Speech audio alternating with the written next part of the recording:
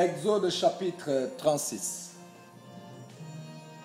Bétzalel, Oholiab et tous les hommes habiles en qui l'Éternel avait mis de la sagesse et de l'intelligence pour savoir et pour faire, exécutèrent les ouvrages destinés au service du sanctuaire, selon tout ce que l'Éternel avait ordonné. Moïse appela Bétzalel, Oholiab et tous les hommes habiles dans l'esprit desquels l'Éternel avait mis de l'intelligence, tous dont le cœur était disposé à s'appliquer à l'œuvre pour l'exécuter.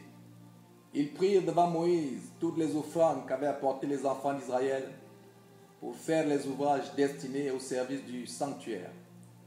Chaque matin, on apportait encore à Moïse des offrandes volontaires. Alors tous les hommes habiles, occupés à tous les travaux du sanctuaire, quittèrent chacun l'ouvrage qu'il faisait.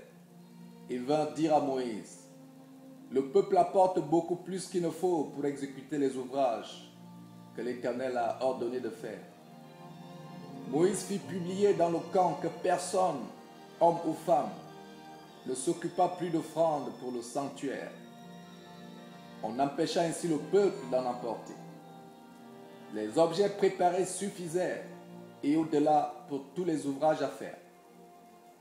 Tous les hommes habiles qui travaillèrent à l'œuvre firent le tabernacle avec 10 tapis de fin lin retors et de fil bleu, pourpre et cramoisi.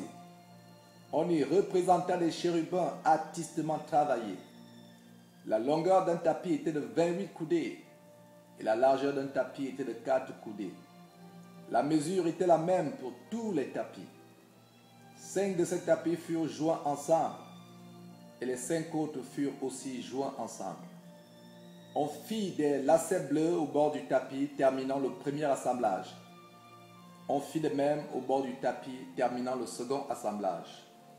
On mit 50 lacets au premier tapis et l'on mit 50 lacets au bord du tapis terminant le second assemblage. Ces lacets se correspondaient les uns aux autres. On fit 50 agrafes d'or et l'on joignit les tapis l'un à l'autre avec les agrafes. Et le tabernacle forma un tout. On fit des tapis de poils de chèvre pour servir de tente sur le tabernacle. On fit 11 de ces tapis. La longueur d'un tapis était de 30 coudées et la largeur d'un tapis était de 4 coudées. La mesure était la même pour les 11 tapis. On joignit séparément 5 de ces tapis et les 6 autres séparément. On mit 50 lacets au bord du tapis terminant un assemblage et l'on mit 50 lacets au bord du tapis du second assemblage. On fit 50 agrafes d'airain pour assembler la tente afin qu'elle formât un tout. On fit pour la tente une couverture de peau de bélier teinte en rouge et une couverture de peau de dauphin qui devait être mise par-dessus. On fit les planches pour le tabernacle. Elles étaient de bois d'acacia placées debout. La longueur d'une planche était de 10 coudées et la largeur d'une planche était d'une coudée et demie. Il y avait pour chaque planche 2 tenons joints l'un à l'autre. L'on fit de même pour toutes les planches du tabernacle. On fit 20 planches pour le tabernacle du côté du midi. On mit 40 bases d'argent sous les 20 planches, 2 bases sous chaque planche pour ces 2 tenons. On fit 20 planches pour le second côté du tabernacle, le côté du nord, et leurs 40 bases d'argent, 2 bases sous chaque planche. On fit 6 planches pour le fond du tabernacle, du côté de l'Occident. On fit 2 planches pour les angles du tabernacle dans le fond. Elles étaient doubles depuis le bas et bien liées à leur sommet par un anneau. On fit de même pour toutes aux 2 angles.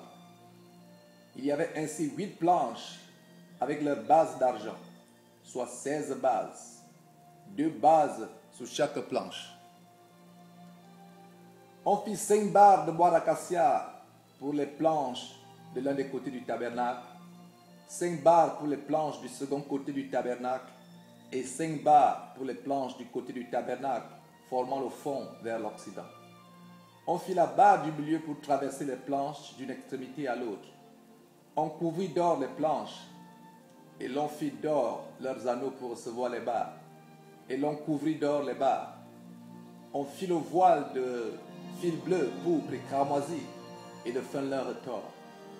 On le fit artistement travailler et l'on y représenta des chérubins. On fit pour lui 4 colonnes d'acacia et on les couvrit d'or. Elles avaient des crochets d'or et l'on fondit pour elles 4 bases d'argent. On fit pour l'entrée de la tente un rideau de fil bleu, pourpre et cramoisi et de fin lin retors. C'était un ouvrage de broderie. On fit ces 5 colonnes et leurs crochets. Et l'on couvrit d'or leurs chapiteaux et leurs traînes. Leurs 5 bases étaient d'airain.